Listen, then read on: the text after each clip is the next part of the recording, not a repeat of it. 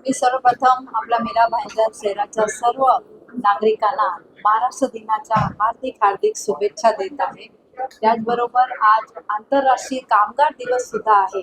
तर सर्व जे माझे कामगार भाऊ बंधू आहे त्यांना पण मी कामगार दिनाच्या खूप खूप शुभेच्छा देते.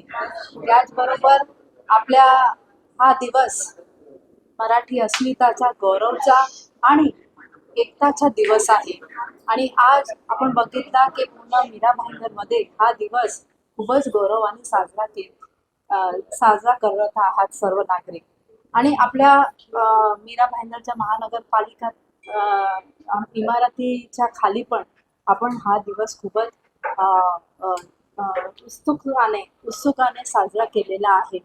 आज मला खूपच आनंद आहे की आपला या ठिकाणी आश्वासित प्रगती योजना अंतर्गत जे 10, 20 आणि 30 ते आदेश वाटप या ठिकाणी आपल्या कामगार वर्गांना देण्यात आला आहे.